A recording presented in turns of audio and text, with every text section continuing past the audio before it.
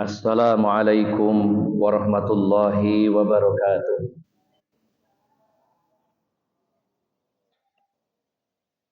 Alhamdulillahilladzi hadana li hadza wa ma kunna linahtadiya laula an hadanallah.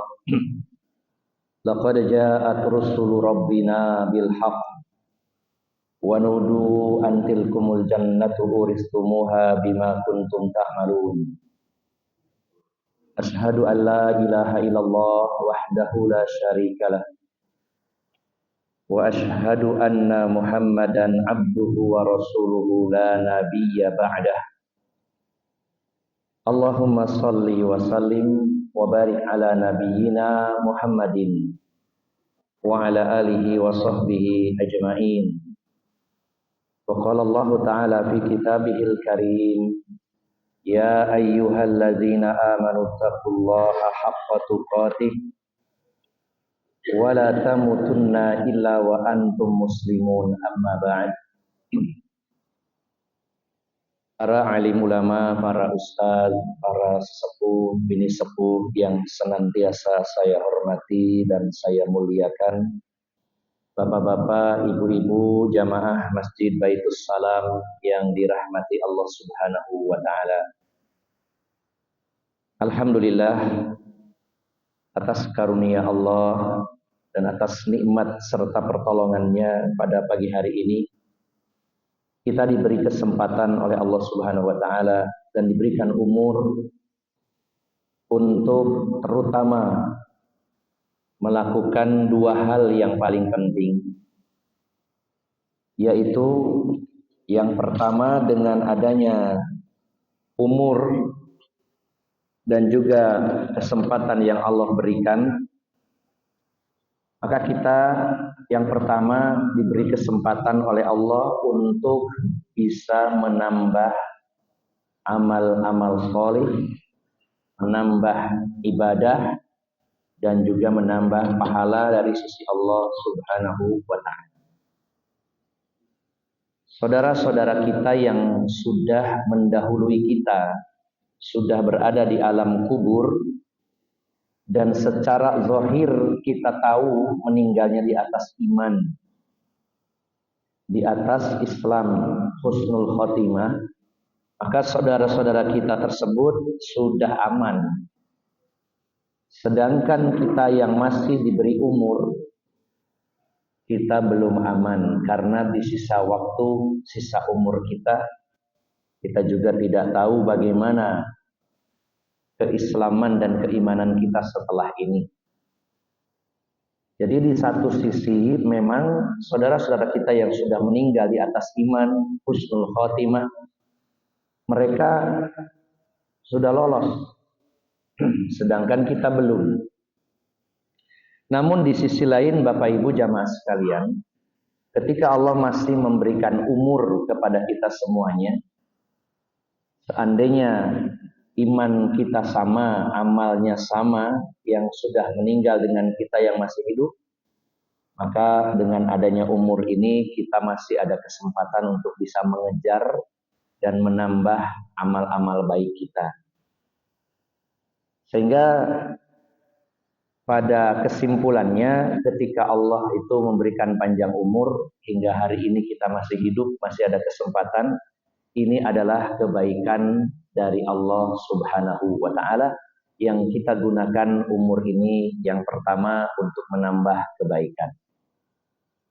Dan yang kedua, Bapak Ibu jamaah sekalian, umur yang Allah berikan ini adalah sebuah kesempatan dari Allah untuk memperbaiki diri. Jika ada kesalahan, tentunya ada dosa yang kita lakukan, dengan adanya umur yang Allah berikan, kita punya kesempatan untuk bertaubat. Dan juga memperbaiki diri, khususnya berkaitan dengan agama kita. Memperbaiki diantaranya dari sisi akidah, sisi keyakinan. Barangkali masih ada keyakinan-keyakinan yang masih bercokol dalam hati kita, di mana keyakinan-keyakinan tersebut masih ada penyimpangan. Maka dengan umur ini kita diberi kesempatan untuk memperbaikinya. Bisa jadi kesalahan-kesalahan itu ada pada muamalah kita. Utang piutang masih mengandung unsur riba, menggadaikan barang masih ada unsur riba, transaksi jual beli masih ada unsur riba, ada unsur maisir atau judi, ada unsur goror.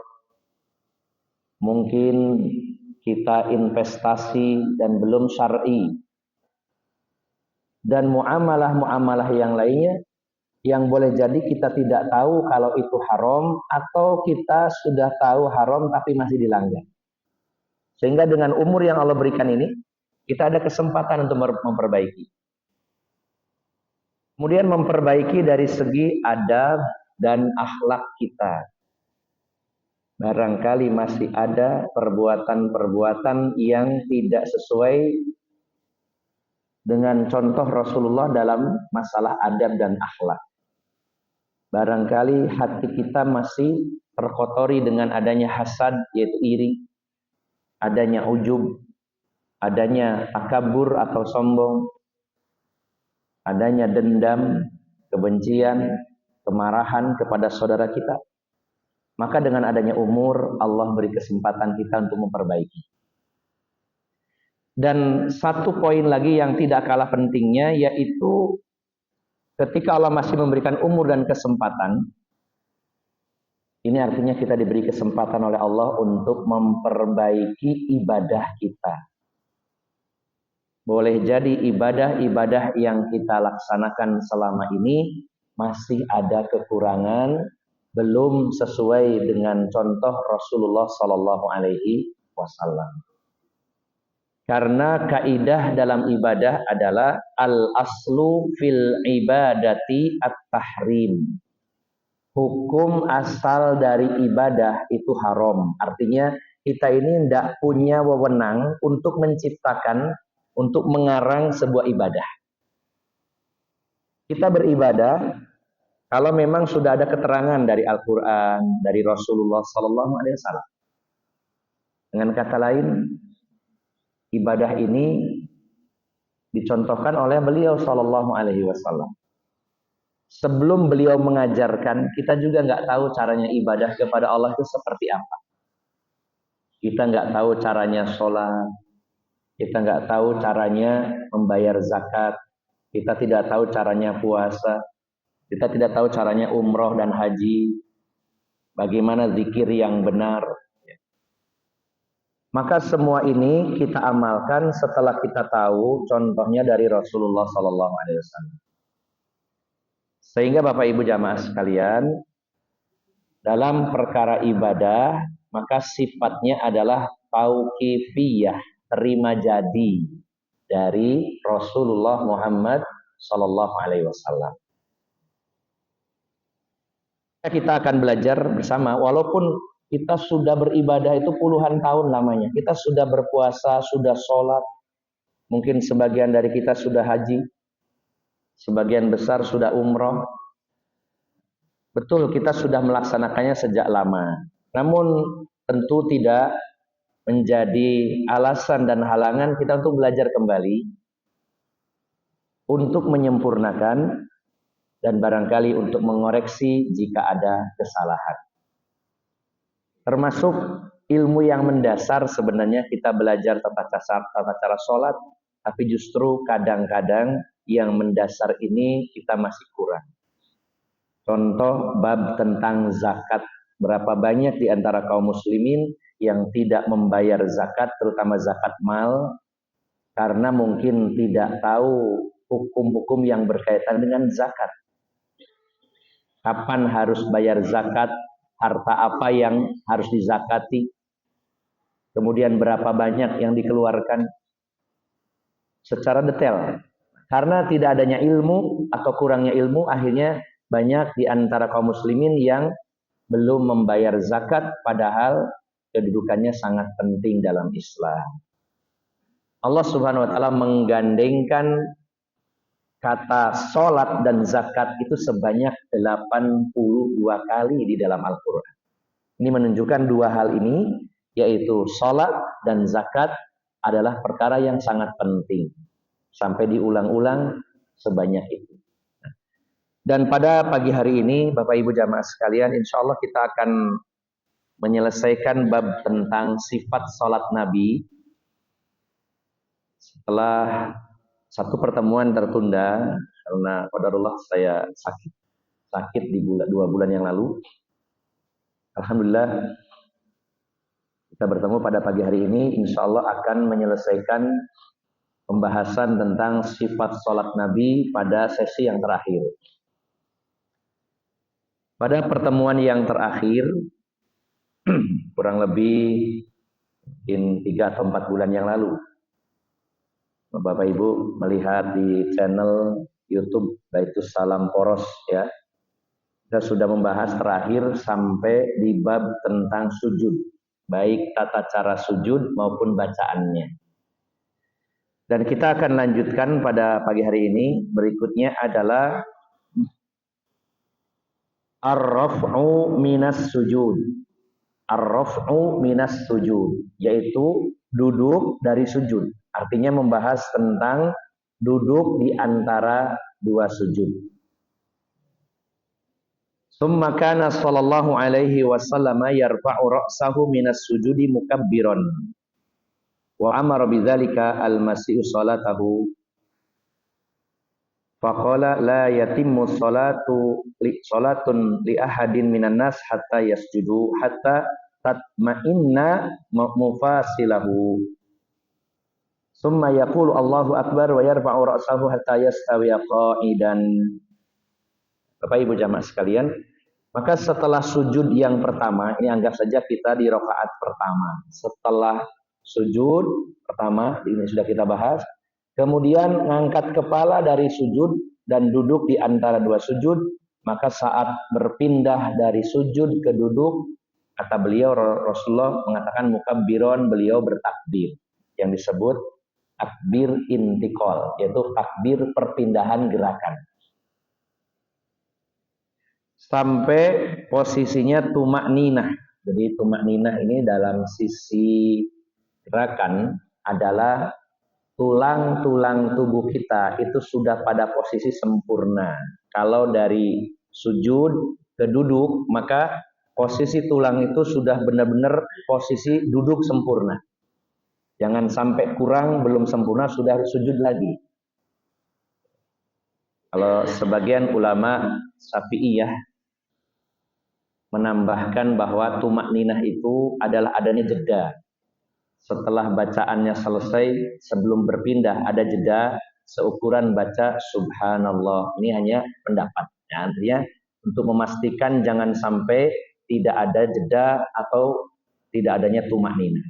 Namun secara gerakan, tumak ninah itu gerakan apapun, maka pastikan posisi tubuh dan tulang-tulang tubuh itu sudah pada posisi sempurna. Misal dari berdiri ke ruku, nah ruku disebut tumak ninah kalau tulang-tulang kita itu benar-benar sudah sempurna pada posisi ruku.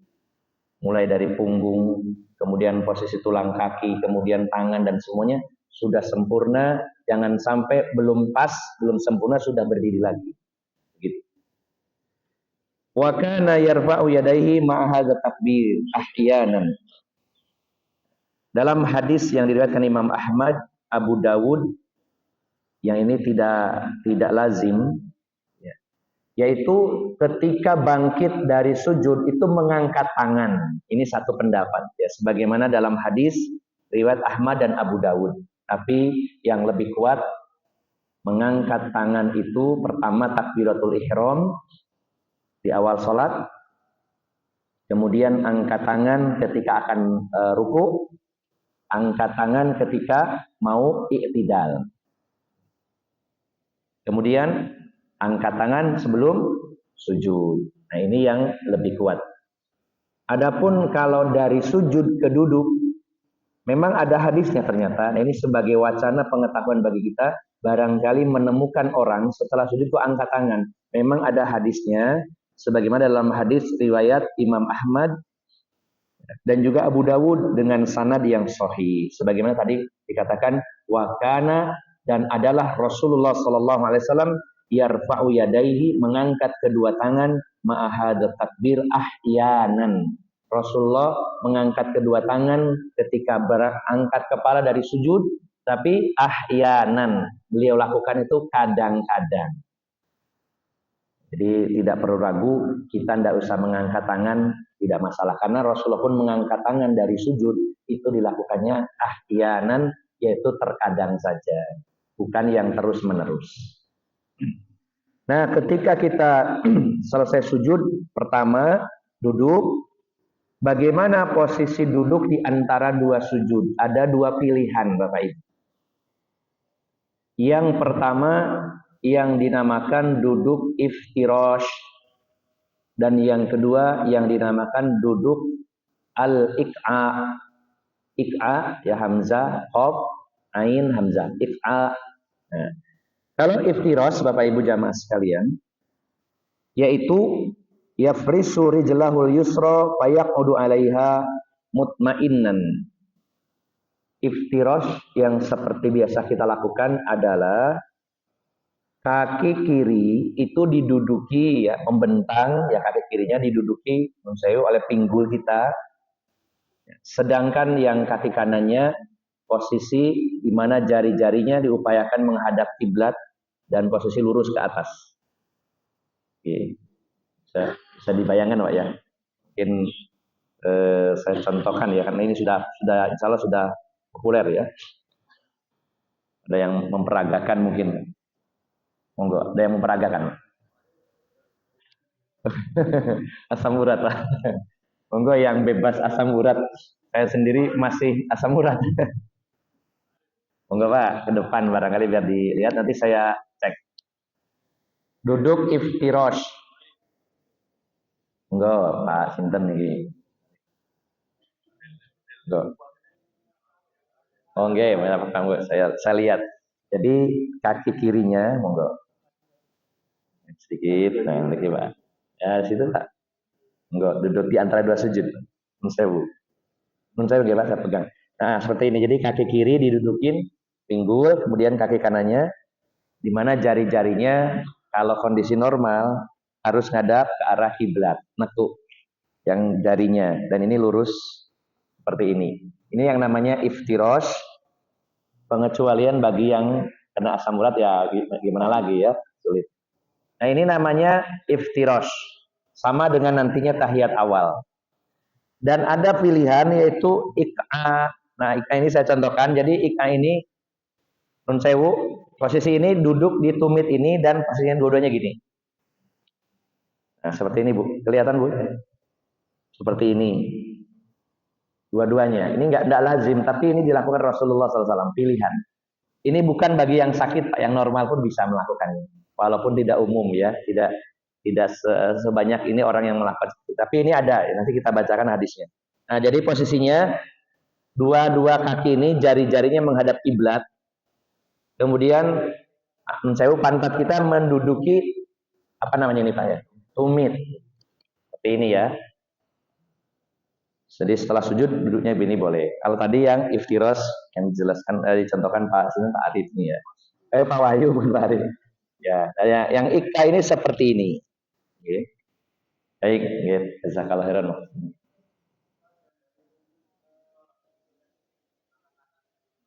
Gimana Pak?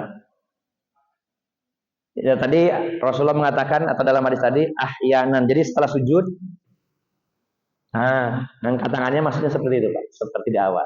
Tapi itu dilakukan Rasulullah kadang-kadang ya, tidak selalu ya. Artinya yang biasa Rasul lakukan tidak mengangkat tangan. Jadi kalau ada kata ahyanan itu menunjukkan terkadang Rasulullah lakukan seperti itu. Nah, kemudian dalilnya tentang iq'a, kalau yang barusan iftirash ini yang biasa kita lakukan, hadisnya cukup banyak. Itu diriwayatkan Imam Bukhari, Imam Ahmad, Abu Dawud, dan juga Imam Nasai, hadisnya sahih, jelas. Yang ini biasa kita lakukan. wa kana ahyanan yaq'i yantasibu ala aqibaihi wa suduru qudamaihi. Terkadang beliau melakukan duduk iq'a tadi ya. Jadi kedua kaki itu tegak, kemudian jari-jarinya menghadap kiblat, kemudian duduk di tumit, di kedua tumit. Ini hadis riwayat Muslim. Hadis riwayat Muslim dan juga hadis riwayat Imam Baihaqi. Jadi boleh diamalkan, hadisnya sahih walaupun tidak umum. Namun ini sebagai tambahan pengetahuan kita bahwa ternyata ada model duduk di antara dua sujud yang berbeda dari kebiasaan. Jadi ada dua, iftirosh dan iq'a. Jadi gimana nulisnya? Nulisnya itu alif, qaf, iqa, ain, a, ada alif lagi, hamzah. Al-iqa. Ada apa-apa nih. Jadi saya ulangi lagi. Alif, kasroh ya. Kemudian qaf, sukun. Ain, ada alifnya, panjang gitu ya. Kemudian hamzah. Iqa. Nah gitu ya, disebutnya duduk iqa. Baik. Kemudian Bapak Ibu jamaah sekalian, duduk di antara dua sujud pun harus tuma'ninah. Jangan tergesa-gesa untuk kembali sujud sebelum tulang-tulang berada pada posisinya. Berdasarkan hadis riwayat Abu Dawud melanjutkan, wa kana sallallahu alaihi wasallama yatma'innu hatta yarji'a kullu idhami ila maudhi'ihi. Adalah Rasulullah sallallahu alaihi wasallam itu tumakninah sampai tulang ya, semua tulang-tulang beliau itu kembali pada posisinya. Maksudnya posisi duduk secara sempurna. Jangan sampai tulangnya itu belum pernah ya istilahnya, belum posisi duduk sempurna sudah balik sujud lagi. Yaitu tumakninah dari sisi gerakan. Harus posisinya sempurna. Kalau duduk sesuai kriteria tadi, yang nun sewu pinggulnya menduduki kaki kiri, membentang, yang kaki kanannya lurus dengan jari menghadap kiblat. Ya. Kemudian ada tambahan lagi di mana telapak tangan di atas paha, dalam hadis lain di atas lutut. Boleh salah satunya. Okay. Nah setelah sempurna barulah nanti melanjutkan gerakan berikutnya, misalkan yaitu sujud lagi. Kemudian al-azkaru bainas sajdataini, bacaan di antara dua sujud. Ini ada dua pilihan dalam kitab yang saya bawa ini. Yang pertama yaitu di dalam hadis yang diriwayatkan Abu Dawud dan Imam Tirmizi, Ibnu Majah dan Imam Hakim dan hadisnya sahih. Bacaannya adalah Allahumma gfirli warhamni wajburni warfa'ni wahdini wa'afini. Ya, jadi ada beberapa model sebenarnya, tapi yang ini saya bawakan dua. Ya, kadang-kadang ada yang bolak-balik Pak ya, kalimatnya sama. Ini yang panjang, Rabbi gfirli warhamni wajburni warfa'ni wahdini wa'afini warzuqni. Ada yang dibalik model yang lain ya. Ibu gimana Bu? Allahumma gfirli atau Rabbi gfirli warhamni warfa'ni. Siapa lagi? Wa'afini wa'fu anni. Terakhirnya wa'afini wa'fu anni, gitu ya. Nah, ini yang dalam hadis Imam Abu Dawud, Imam Tirmizi, Ibnu Majah, bacaannya mirip tapi hanya posisinya saja yang berbeda ya. Allahumma gfirli warhamni, kemudian wajburni, warfa'ni wahdini, wa'afini warzuqni. Ada yang wa'afini wa'fu anni. Nah, ada yang paling mudah yaitu hadis riwayat Ibnu Majah, bacaannya cuman Rabbi gfirli tapi diulang-ulang. Rabbi gfirli, Rabbi gfirli, Rabbi gfirli, Rabbi gfirli. Ada yang mengamalkan, tidak dibatasi jumlahnya Bu ya. Ya, Rabbi gfirli, Rabbi gfirli, Rabbi gfirli. Kalau orangnya duduknya lama berarti bacaan Rabbi gfirlinya lama. Akan tetapi ada tambahan wa kana yaquluhuma fi sholatil lail. Tapi biasanya Rasulullah itu pakai yang Allah Rabbi firli Rabbi firli Rabbi firli Rabbi firli itu pada sholat malam. Bukan berarti tidak boleh di sholat fardu, tapi biasanya Rasulullah mengamalkannya pada saat sholat malam dengan bacaan Rabbi firli Rabbi firli Rabbi firli Rabbi firli, dan tidak dibatasi jumlahnya, tergantung lamanya duduk di antara dua sujud. Bukan berarti bacanya cuma 2 kali atau 3 kali Rabbi firli Rabbi firli Rabbi firli terus dia menunggu, nah, dibaca terus. Sedangkan tadi ada pilihan yang lebih kompleks. Ada kalimat Rabbi firli, ya Allah ampunilah saya, warhamni, rahmatilah, kasihanilah saya. Ada kalimat wajburni, perbaikilah saya, warfa'ni, angkatlah derajat saya. Kemudian wa'afini atau wahdini, tunjukilah saya, wa'afini, sehatkanlah saya, wa'fu anni, maafkanlah saya. Kalau warzuqni, rezeki, berilah rezeki kepada saya. Jadi ibu bapak bisa melanjutkan yang biasa dibaca, yang panjang tadi, Rabbi firli, warhamni, warfa'ni, wajburni, dan seterusnya, atau Rabbi firli, Rabbi firli, Rabbi firli, Rabbi firli. Okay.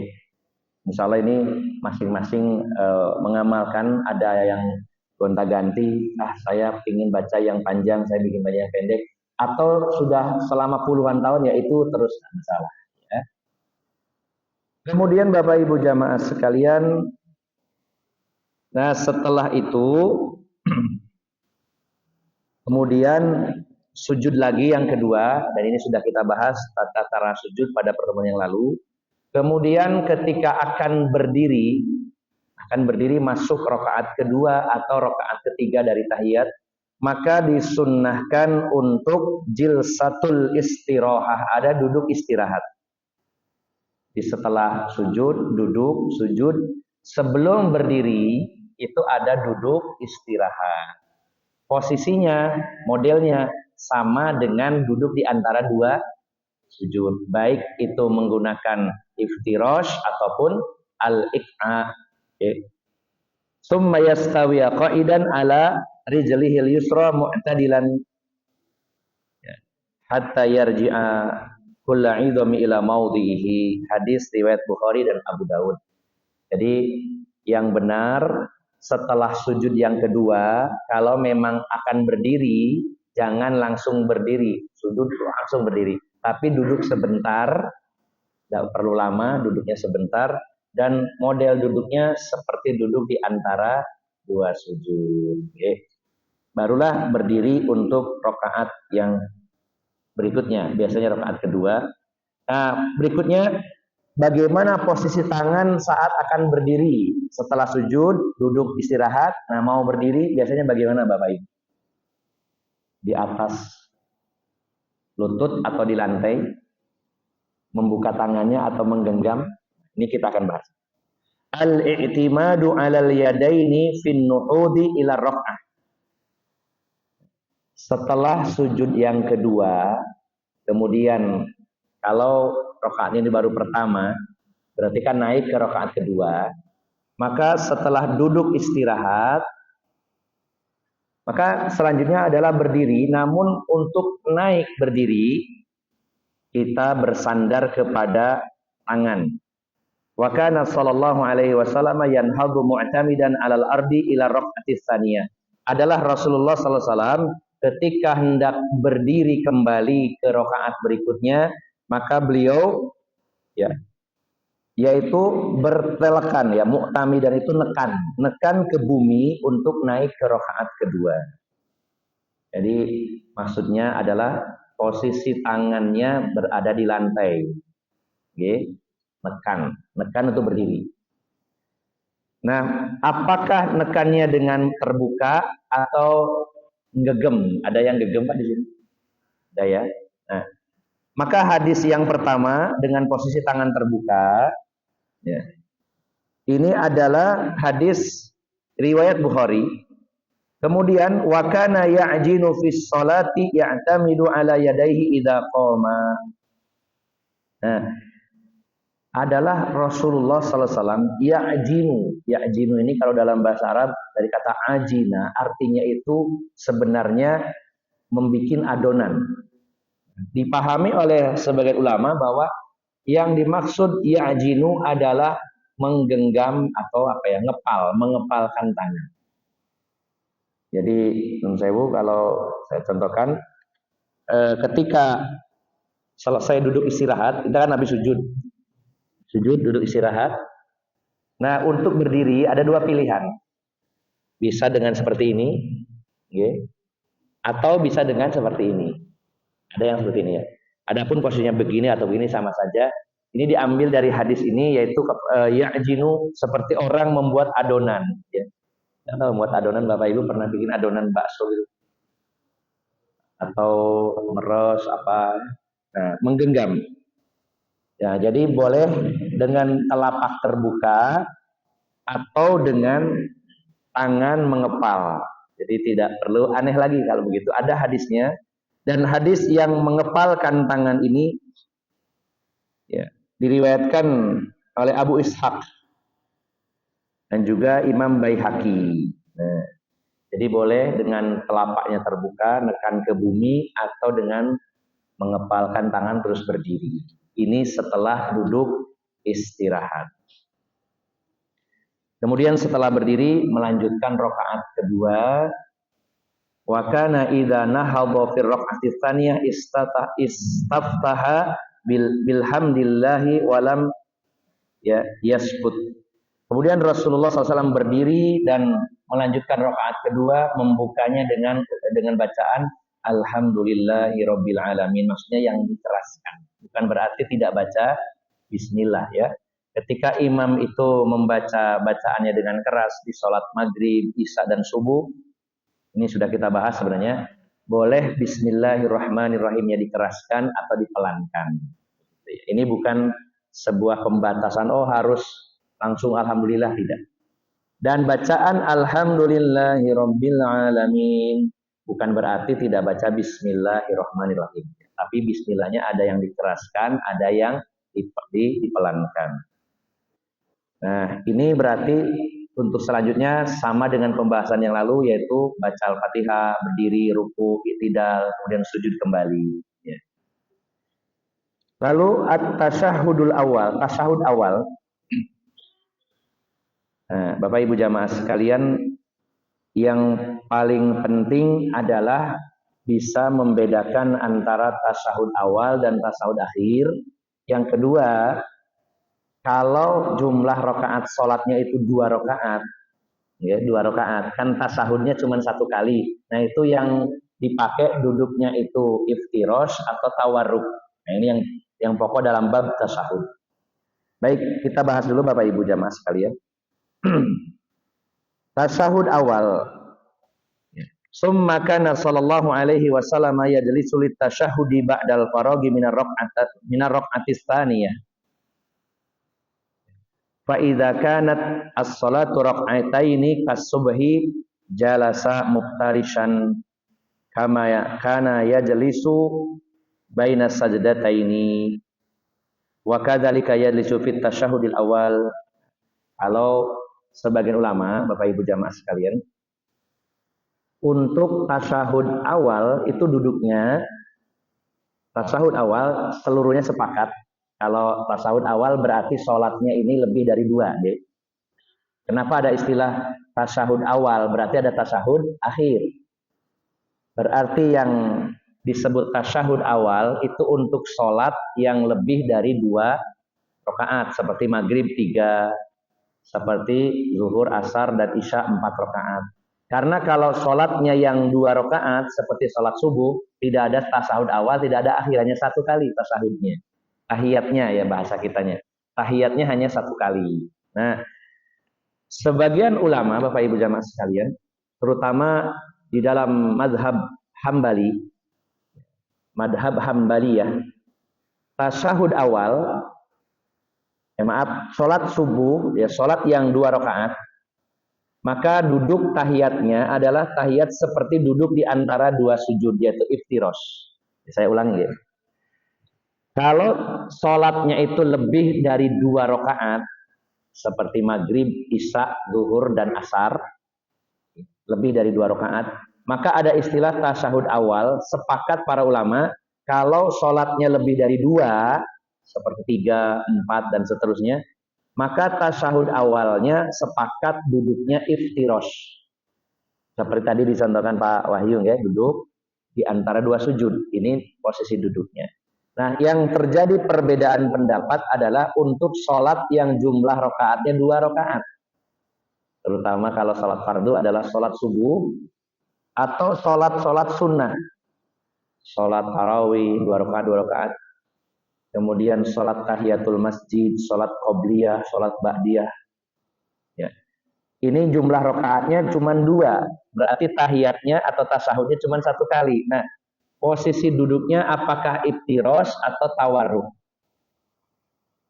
Dalam mazhab Hambali, para pengikut mazhab Hambali, maka duduknya adalah duduk iftirosh, seperti duduk di tahiyat awal atau duduk seperti di antara dua sujud. Iftirosh yang tadi dicontohkan. Namun dalam mazhab Syafi'i, kalau sholatnya itu 2 rokaat, maka tahiyatnya ya cuma 1 kali, duduknya adalah tawarruk. Kalau tawarruk kan tahiyat akhir Pak ya, yang kaki kiri itu di bawah, menyilang di bawah kaki kanan, ya.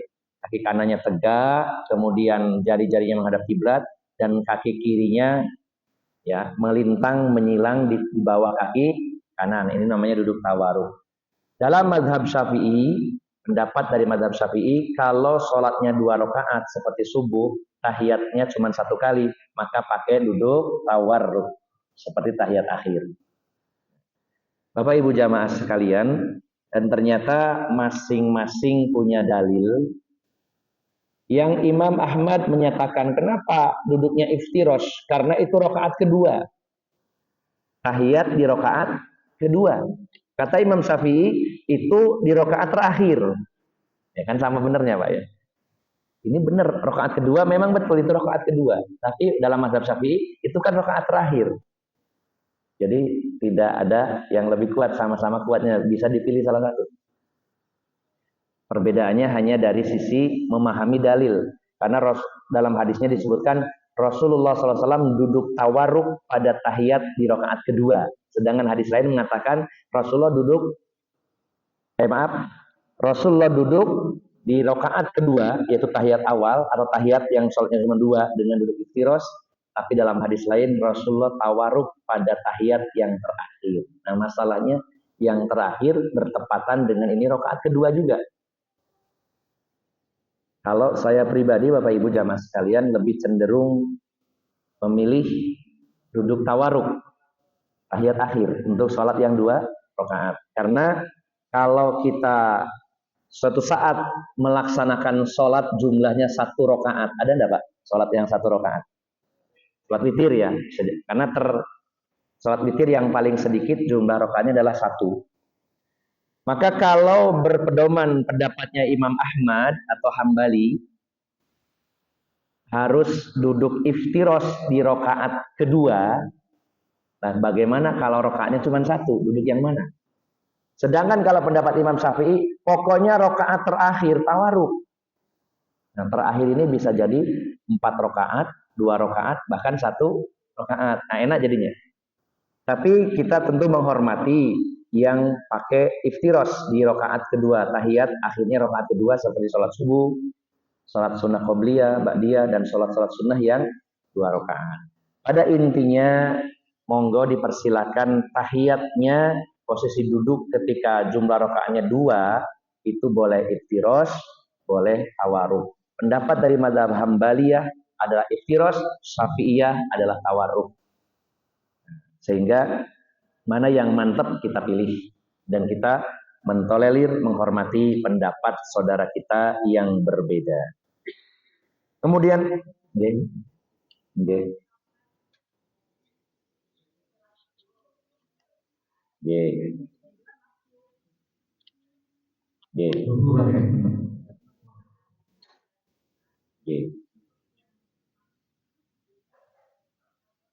oh ya.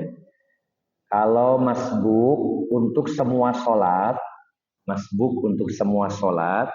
Maka ketika imam dan jamaah yang sempurna, artinya dari awal, itu posisinya tawarruk, yang masbuk untuk semua sholat itu adalah iftirosh.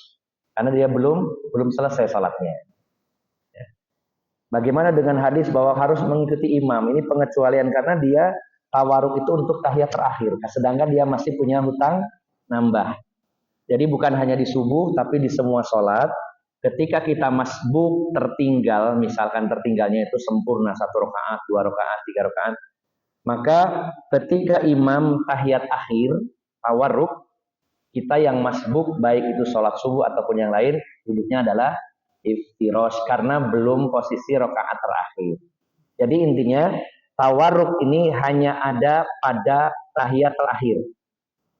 Makanya Imam Syafi'i berpendapat sholatnya 2 rakaat harus tawarruk karena dua rakaat keduanya adalah yang terakhir. Gitu ya. Jadi duduknya iftirosh. Ya jelas nih Bu. Baik, kita lanjutkan sedikit lagi. Nah, Bapak Ibu jamaah sekalian yang dimuliakan Allah Subhanahu wa taala. Ini pembahasan tentang tasyahud, baik tasyahud awal maupun tasyahud akhir yang dua-duanya hukumnya adalah wajib. Artinya termasuk bagian yang wajibnya sholat dan juga rukunnya sholat. Kalau tasyahud ini tertinggal dengan sengaja atau tidak dilakukan, maka tidak sah sholatnya.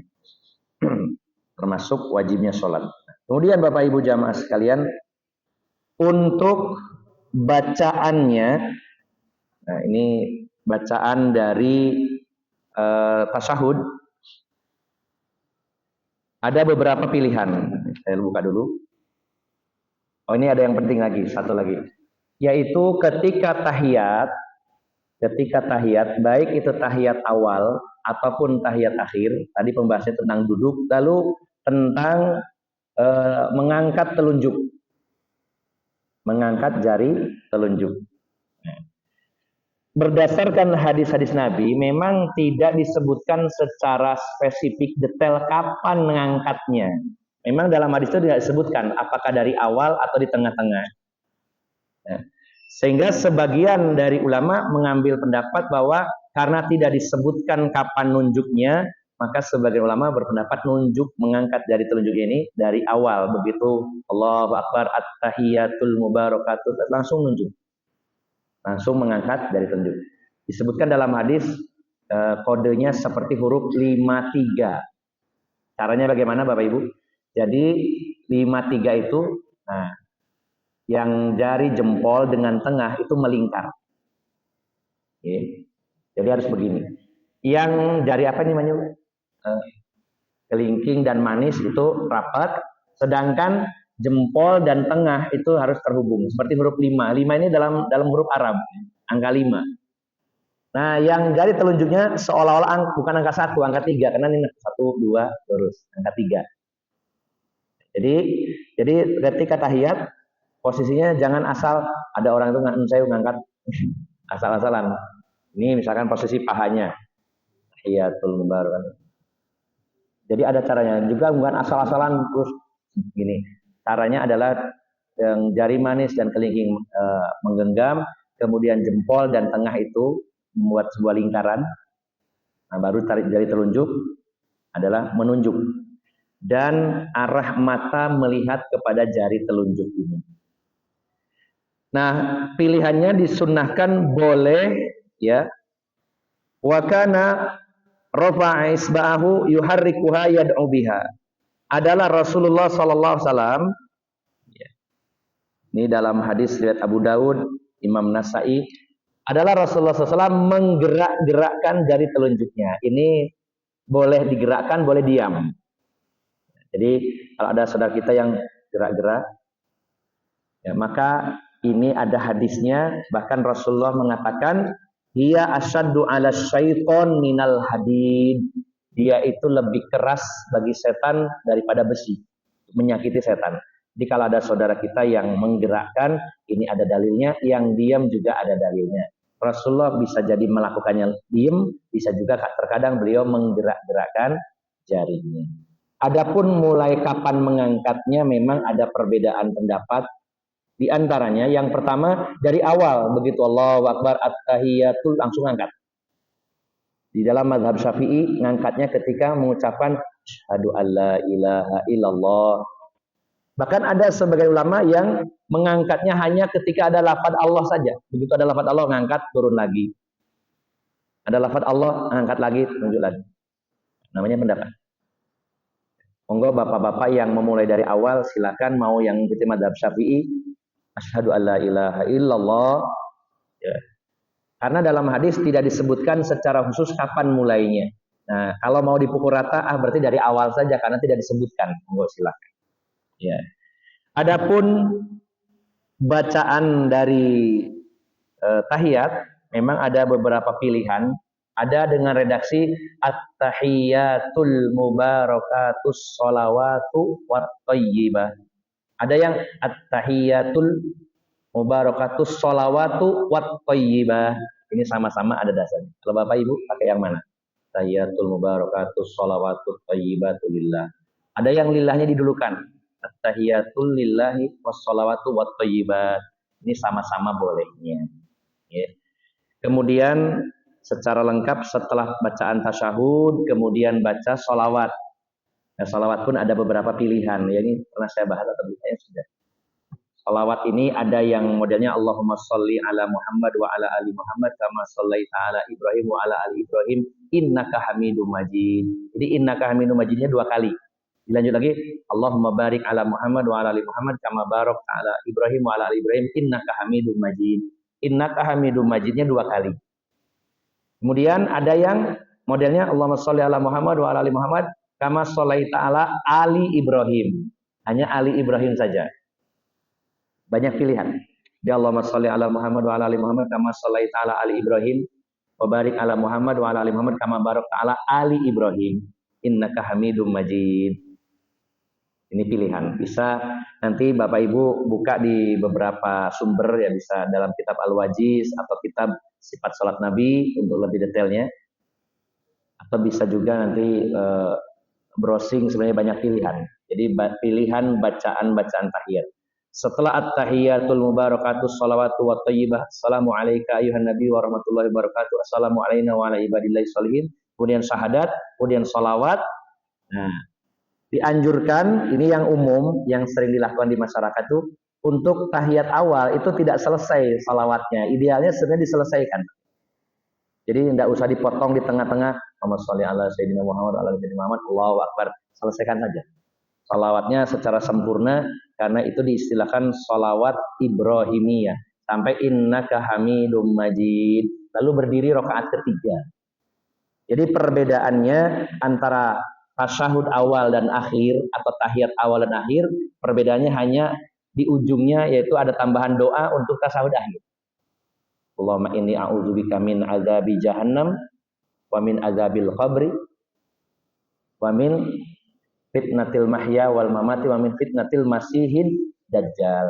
Perbedaannya hanya di situ. Ya, hanya di situ. Kalau tahiyat awal atau tasyahud awal sampai sholawat Ibrahimiyah saja lalu berdiri. Kalau tasyahud akhir, perbedaannya adalah dari sisi bacaan ada tambahan doa, yaitu minta perlindungan dari azab kubur, dari azab neraka, dari fitnah hidup dan mati, dan fitnahnya dajjal. Dan setelah itu boleh menambah doa yang lain. Boleh nambah doa yang lain, diupayakan doanya yang ma'thur, artinya doa-doa yang tercantum dalam Al-Quran, doa-doa yang tercantum dalam hadis. Walaupun dibolehkan, jangan sembarang doa, apalagi dengan bahasa kita. Di setelah amin syarifit nati masih dajjal tuh Gusti kula nyuwun duit, enggak usah ditambah gitu, Pak. Memang anjurannya berdoa boleh ditambahkan, tetapi doa-doa yang maksur, artinya yang ada riwayatnya dalam Al-Qur'an, dalam hadis. Baca doa-doa yang diajarkan oleh Allah dalam Al-Qur'an maupun dalam hadis-hadis Nabi sallallahu alaihi wasallam. Di antaranya ada doa yang disampaikan secara khusus oleh Rasulullah sebelum salam, bisa tambahkan Allahumma a'inni ala zikrika wa syukrika wa husni ibadatika. Ini boleh. Doa-doa seperti itu ditambah. Dan tentunya mempertimbangkan jika sholatnya berjamaah sebagai imam, tentunya juga ada pertimbangan, saya punya makmum, jangan terlalu lama. Ini makmumnya bingung. Lama sekali nambah doa setengah jam. Ini nggak kelar-kelar tahiyatnya lama sekali ya. Kalau kita sholat sendirian, monggo. Kalau kita makmum, mau tidak mau ngikuti imam. Imam salam, kita ikut salam.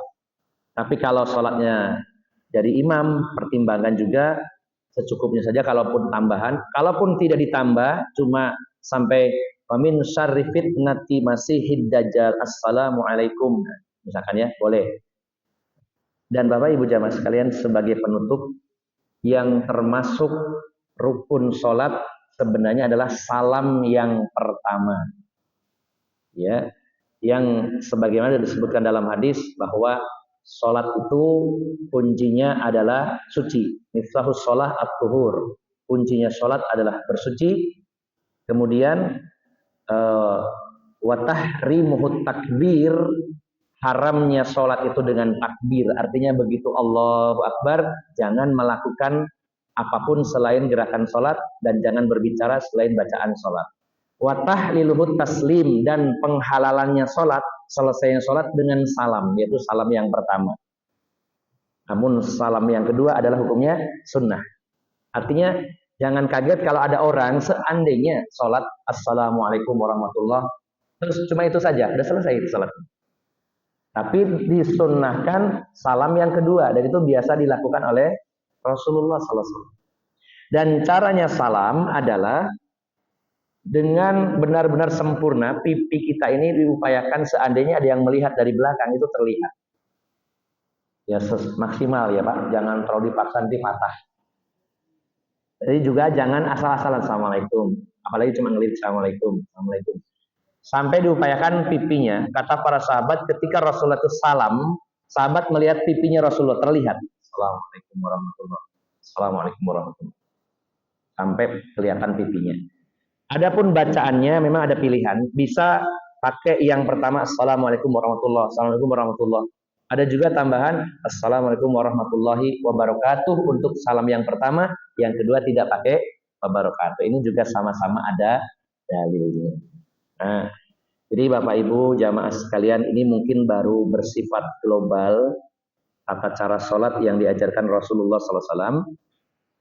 Namun untuk lebih rincinya, maka biasanya ada kasus-kasus yang mungkin terjadi di luar pembahasan sholat yang standar. Maka ini bisa kita bahas tersendiri dengan mungkin dalam sesi tanya jawab apa yang dibahas di luar yang tadi yang standar. Okay. Bapak Ibu jamaah sekalian yang dimuliakan Allah Subhanahu wa taala, saya kira sudah selesai walaupun secara singkat pada pertemuan hari ini bab tentang sifat sholat Nabi.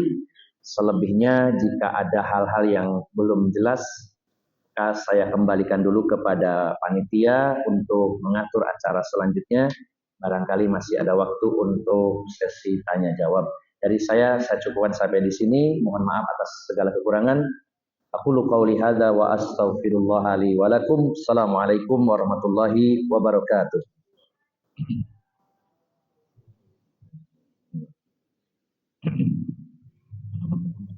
Waalaikumsalam warahmatullahi wabarakatuh.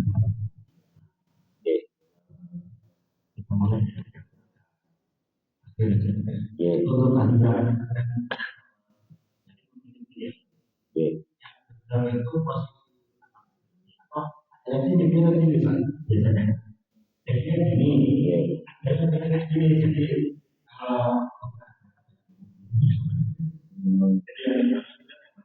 yang kedua, seorang kopi masjid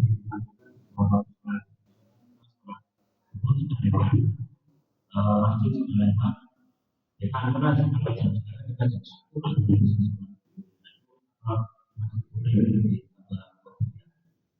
kemudian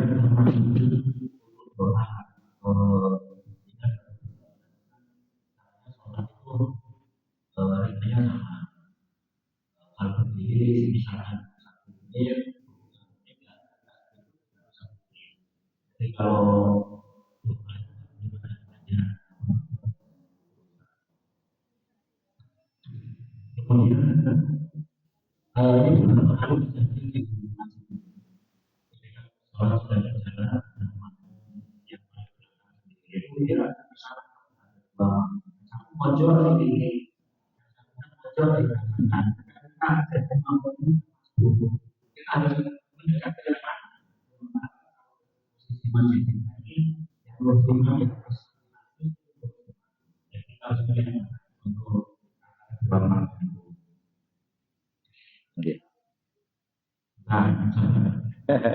Soalnya satu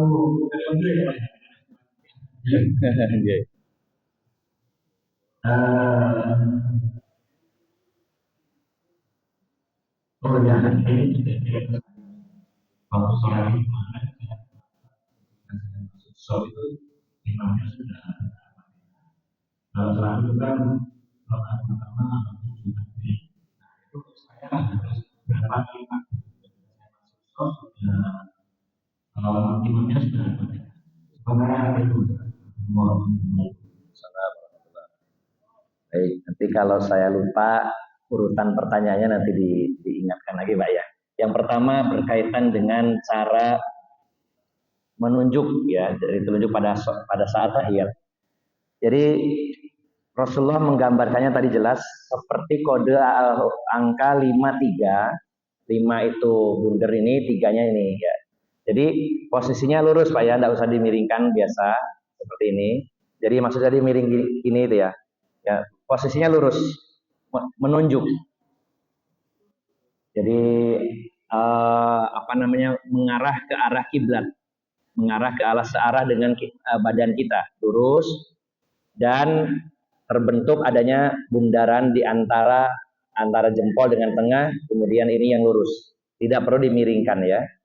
Ya kecuali yang memang jarinya bengkong ya, tapi kita usahakan lurus ke arah kiblat. Kecuali yang tadi ada halangan.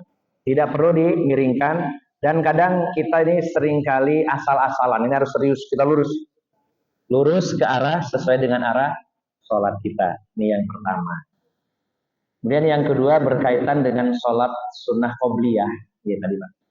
Sunnah qobliyah ini maksudnya sudah sholat duhur atau belum Pak itu? Belum ya, tapi jamnya udah lewat gitu maksudnya ya. Ya baik, jadi yang disebut sholat sunnah rawatib artinya sholat sunnah yang mengiringi sholat fardu, baik sebelum ataupun sesudah. Dan ini tidak diharuskan melakukannya di awal waktu sholat.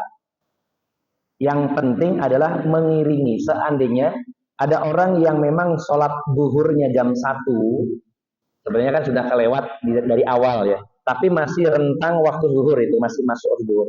Seandainya ada orang itu uzur terhalang sehingga bisa sholat zuhurnya itu jam 1, maka tetap sholat sunnah qobliyah bisa dilakukan, qobliyah maupun ba'diyah. Tidak harus yang qobliyah ba'diyah itu harus orang yang sholatnya berjamaah dan di awal, tidak gitu. Karena definisinya sholat sunnah rawatib adalah yang mengiringi sholat fardu, baik itu di awal waktu ataupun agak terlambat, tertinggal. Misalkan sholat asar itu jam 3, berakhirnya setengah 6. Ada orang sholat jam 5 misalkan. Maka kalau ingin sholat sunnah, asar nggak ada ya, tidak termasuk. Anggaplah misalkan sholat isya. Sholat isya pendapat yang kuat adalah jika hilangnya warna lembayung sampai tengah malam. Anggaplah tengah malam itu jam 12, misalkan sholatnya jam 10. Maka tetap bisa melakukan sholat ba'diyah isya. Intinya qobliyah ba'diyah itu tidak disyaratkan harus sholat di awal dan tidak disyaratkan pada sholat yang berjamaah. Kita sholat seandainya sholat sendiri dan tertinggal, ingin sholat qobliyah ba'diyah tetap bisa dilaksanakan. Oke. Berikutnya tentang yang saya ingat dulu, nanti kalau ada yang kurang, tentang posisi jamaah ketika masbuk. Nah, apakah di ujung kiri atau kanan? Diupayakan, karena kalau kita mulai dari sholat itu seandainya jamaahnya itu cuma 1 orang, kalau tata cara berjamaah, kalau ada jamaah sholat hanya 2 orang, 1 imam 1 makmum, dua-duanya laki-laki, maka posisinya berjejer rapat. Posisi makmum di sisi kanan, tidak ada jarak, harus mundur ya. Ini sebagaimana yang dialami oleh Abdullah bin Mas'ud ketika sholat di sisi kiri Nabi. Rasulullah sholat, kemudian Ibnu Mas'ud datang di sisi kiri, maka kepalanya ditarik oleh Rasulullah, dipindah ke kanan. Jadi jejer rapat. Ya, antara imam dengan makmum. Enggak satu orang Pak, satu orang maju. Imamnya Pak Wahyu misalkan. Nah, Pak Zain, nah itu harus digeser. Harus geser ke sisi kanan imamnya. Kalau memang makmumnya belum paham, imamnya yang menggeser. Rasulullah dalam hadis itu kepala. Ya, silakan kepala atau yang lain, tapi intinya digeser. Ya, dan itu posisinya sejajar ya Pak ya, sejajar, sejajar. Jangan mundur, sejajar persis. Itu kalau berdua. Ya.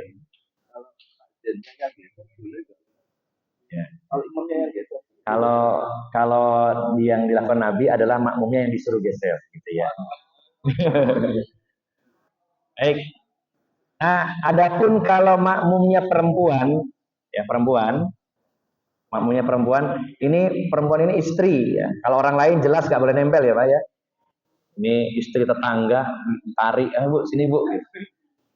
Kalau istrinya ada dua pendapat. Pertama, jejer seperti tadi, bolehkan, atau ada pendapat yang kedua mundur. Ini masing-masing penyadar. Oke. Enggak, tetap di sisi kanan kalau itu istri misalkan ya, atau mahramnya. Dan bisa dua pendapat, yang pertama berjejer atau mundur perempuan. Nah, seperti itu. Jadi kalau yang laki-laki harus berjejer.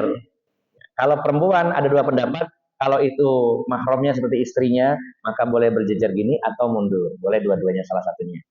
Nah, kemudian kalau makmumnya dua ke atas. Nah, ini baru yang masuk pembahasan. Kalau dua ke atas, maka posisinya adalah karena satu tadi ada di sisi kanan, karena datang lagi, maka kan yang kanan ini mundur lah ya. Mundur. Nah, otomatis yang makmum kedua itu lurus dengan imam, posisinya sebelah sini. Posisinya. Yeah. Yeah.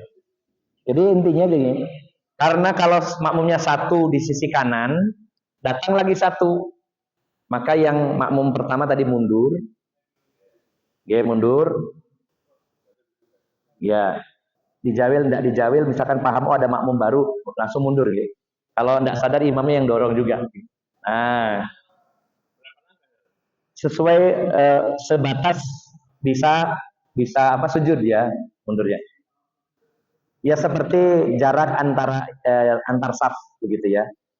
Nah, jadi kalau seperti ini, imam atau makmum yang kedua ini ambil posisi kirinya makmum pertama.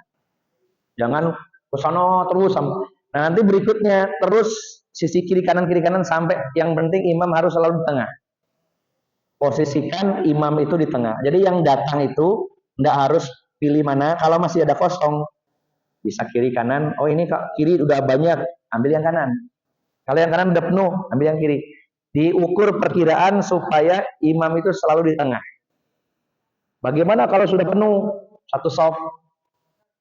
Maka yang datang berikutnya ini berada seperti makmum yang pertama tadi.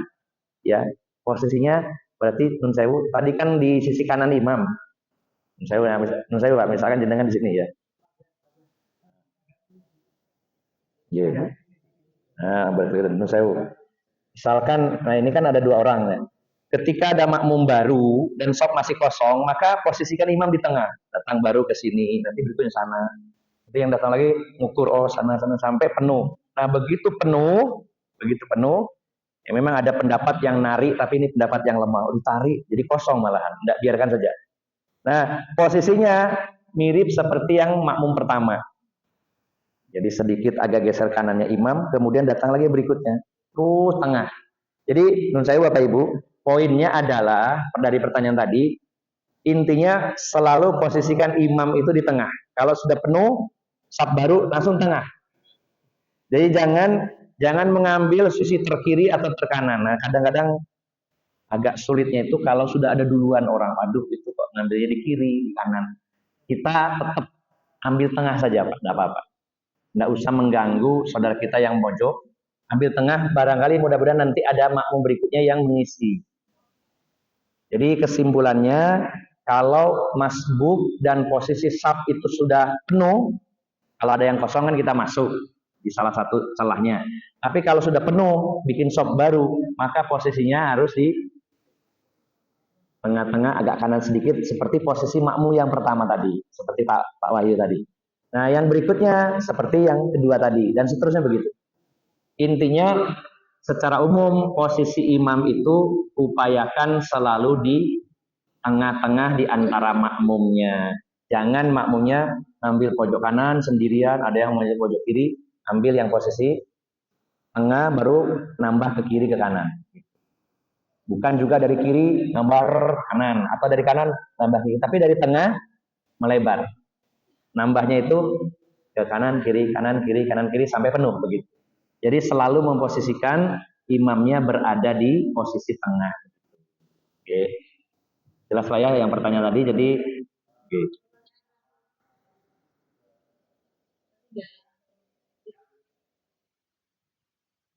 Gimana Pak? Iya. Gambaran dari yang lain.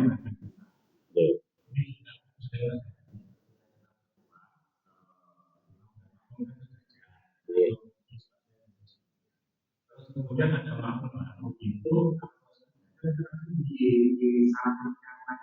oh iya. Iya betul.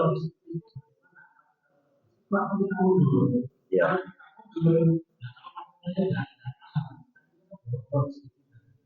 Ya, ya. Betul memang untuk sholat berjamaah itu agak repotnya ketika tidak seragam ya pengetahuannya tentang tata cara sholat. Kadang yang makmumnya paham, yang yang imamnya paham, makmumnya tidak paham ya. Artinya terkadang ada yang sholat menjadi makmum kita lalu tidak paham, tiba-tiba ngambil posisinya di sisi kiri kiri ya, tiba-tiba di sisi kiri kita karena dia tidak paham. Kalau paham pastinya dia akan di belakang dan yang ini mundur begitu kan. Nah terkadang kita bertemu orang yang mungkin belum paham. Nah, maka sebenarnya pilihannya bisa imamnya yang dorong, tapi dorong juga belum tentu paham. Ya, dorong gitu ya. Ya. Nanti yang satunya paham mundur, yang ini nggak mau mundur. Itu saya pernah mengalami. Yang kanan mundur, yang ini malah nempel di kiri. Nah, maka intinya dicari, kalau memang masih bisa didorong sedikit, masih mengerti. Kalau tidak mengerti, kalau masih ada space, imamnya yang maju saja. Kalau orangnya memang tidak paham, imamnya yang maju saja. Ini. Tapi kalau di depannya tembok, tidak bisa, ya Pak. Ya udah terpaksa. Kalau seperti itu sudah posisinya terpaksa, tidak bisa diapa-apain, didorong tidak bisa, maju tidak bisa, diomongi batal, Pak, ojo ngono Pak, ya batal ya kan repot ya Pak ya.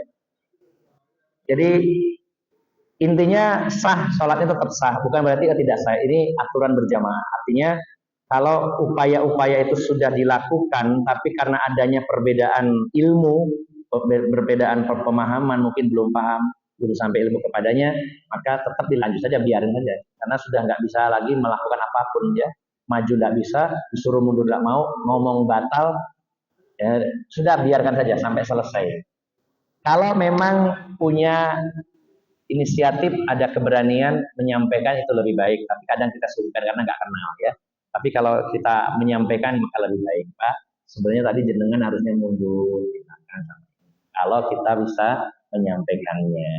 Nah tadi pertanyaan terakhir sholat id di mana ada 7 takbir dan 5 takbir. Tentunya kalau masbuk ya maka tidak perlu takbir lagi karena datang udah Al-Fatihah, ya udah ikuti terus sampai selesai imamnya, ya. Karena takbir 7 dan 5 ini bukan termasuk rukunnya, bukan termasuk wajibnya. Sehingga kalau tidak takbir tidak sah tidak. Apalagi posisinya makmum.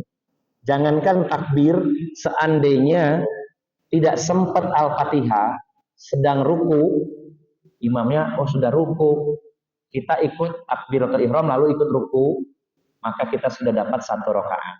Bahkan ini kita tidak baca Al-Fatihah, bahkan tidak mendengar Al-Fatihah, apalagi itu takbirnya, nggih. Jadi kalau sholat Id kemudian tidak ikutin takbir yang pertama karena terlambat sudah Al-Fatihah, maka ngikuti lanjut tidak perlu ditambahkan takbirnya.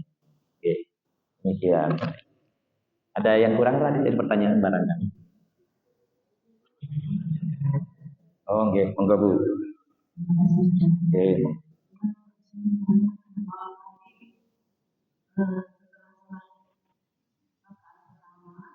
Nggih.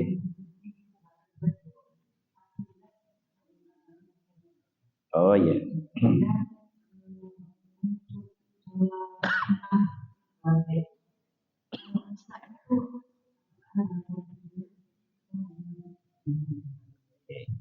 Dua pertanyaan ya Bu. Oh satu lagi. Oke.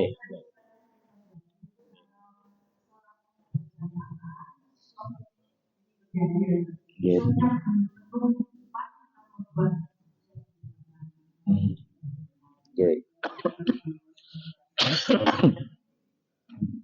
Yang pertama, setelah rokaat pertama sujud 2 kali, duduk istirahat, kemudian berdiri, apakah mengangkat tangan? Mengangkat tangan itu saat posisi berdiri itu yang pertama pada saat takbiratul ihram pertama, Allahu Akbar, ini mengangkat tangan pada saat berdiri, Allahu Akbar. Yang kedua pada saat akan ruku, ini posisi berdiri, Allahu Akbar. Yang ketiga saat dari ruku mau apa? Mau i'tidal, Allahu Akbar. Kemudian, nah yang disunahkan adalah kalau setelah tahiyat pertama, bukan setelah sujud di rakaat pertama. Jadi yang disunahkan saat berdiri dari ruku dari sujud adalah kalau kita berdiri setelah tahiyat pertama, setelah tasyahud awal. Misalkan sholat maghrib itu 3 rakaat, kita tahiyat awal, lalu berdiri. Nah itu disunahkan ngangkat tangan. Bukan setiap rakaat berdiri angkat tangan, tidak. Dari rakaat 1 ke 2 angkat tangan, dari rakaat kedua ketiga angkat tangan, dari 3 ke 4 angkat. Jadi yang disunahkan kalau posisinya dari sujud, kemudian duduk istirahat, berdiri adalah saat kita selesai tasyahud awal, setelah naik ke rakaat ketiga ini. Masuk rakaat ketiga, baik sholatnya 3 rakaat atau 4 rakaat dan seterusnya. Jadi posisi ngangkat tangan ini tidak setiap berdiri dari sujud, tapi pada saat masuk rakaat ketiga, selesai sujud rakaat kedua, berdiri, atau setelah tahiyat awal, berdiri untuk rakaat ketiga, maka disunahkan ngangkat tangan. Yang kedua berkaitan dengan sholat qobliyah isya.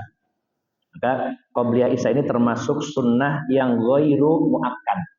Sunnah tapi tidak ditekankan. Ada 5 sholat, ya 5, dalam hadis lain 6. Ya. Yang 5 ini maksudnya 2 rakaat jadi 10, yaitu qobliyah, ba'diyah, zuhur. Oke. Ini yang muakkad, yang sangat ditekankan, dianjurkan.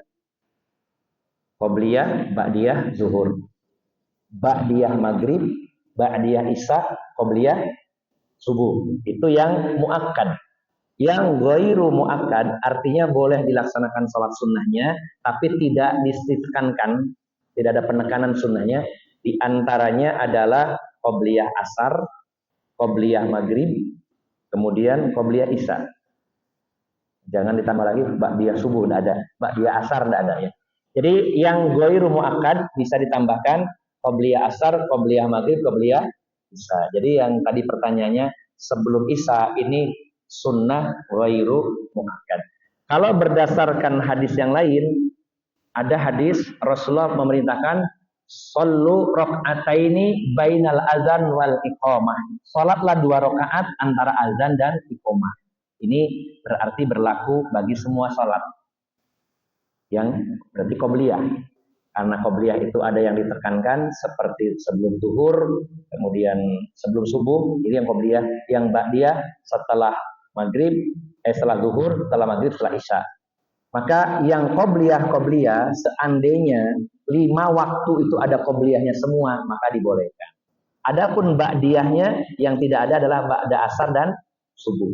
Kalau qobliyah 5-5-nya ada, silakan. Hanya bedanya yang qobliyah ini ada yang muakkad, ada yang ghairu muakkad. Kalau berdasarkan hadis tadi, sholatlah 2 rakaat antara azan dan iqamah. Itu artinya semua sholat fardu ada qobliyahnya. Ya Bu, ada qobliyahnya. Hanya ada yang muakkad, ada yang ghairu muakkad. Yang ghairu muakkad di 3 sholat, yaitu sebelum asar, sebelum maghrib, dan sebelum isya. Maka tadi Ibu pertanyaannya, sebelum isya apakah ada sholat qobliyah? Ada, namun bukan termasuk yang muakkad, tapi ghairu muakkad. Pertanyaan terakhir tentang saf. Kalau ada saf di depan ini yang masih kosong, cukup untuk 1 orang. Kita kan mengukur badan ya. Kayaknya body saya 110 kilo, ini masuk. Kalau masih bisa masuk, masuk. Karena ada perintah dari Nabi Sallallahu Alaihi Wasallam, "Shaddul khalala fa inna syaitona yadkhulu bimanzilatil khadfi." Penuhi saf-saf itu karena setan akan masuk di antara celah yang terbuka. Artinya diperintah oleh Nabi, penuhi saf-saf itu karena kalau ada yang kosong, disitulah dimasuki oleh setan, maka supaya tidak dapat kuota setannya, maka dimasuki. Tapi tetap menggoda saya ya, walaupun dipenuhi ya. Namanya setan tidak harus selalu ada, tapi ini kan perintah Nabi supaya tidak leluasa menggoda kita. Nah, anehnya ada, bahkan saya dulu waktu SMP itu guru saya sendiri, guru agama, ojo dipenuhi, kok uyel-uyelan, setannya malah seneng. Bingung saya waktu itu. Jadi kita ngikutin Rasulullah saja, syaddul khalal, penuhi saf. Ya, penuhi saf. Jadi penuhi itu adalah maksudnya kalau ada celah masuk. Jangan membuat saf baru sebelum saf di depannya itu penuh selagi perkiraan masih cukup untuk kita masuki. Demikian ya. Allahu a'lamu bishawab. Oke. Ya, alhamdulillah. Sewu, bila ada yang masih mengganjal dan belum jelas, mungkin bisa ditanyakan kepada ustadz-ustadz yang lain di sesi berikutnya, atau mungkin lewat WA kepada Prakmir, atau mungkin bisa mempelajari lebih lanjut di buku-buku, di ceramah-ceramah YouTube, dan di sumber-sumber yang lainnya. Semoga Allah senantiasa memperbaiki ibadah kita dan menerima seluruh ibadah-ibadah kita, khususnya sholat-sholat yang kita lakukan. Mari kita akhiri dengan doa. Bismillahirrahmanirrahim. Allahumma salli wa sallim wa barik ala nabiyyina Muhammadin walhamdulillahi rabbil alamin. Rabbana zalamna anfusana wa illam taghfir lana wa tarhamna lanakunanna minal khasirin. La ilaha illa anta subhanaka inna kunna minal zalimin.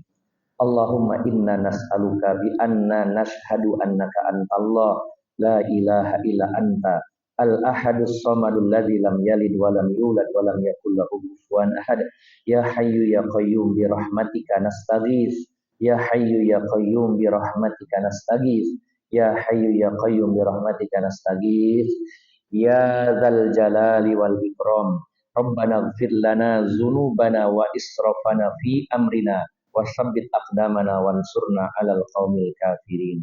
Rabbana ighfir lana dzunubana wa liwalidayna warhamhuma kama rabbayana shighara.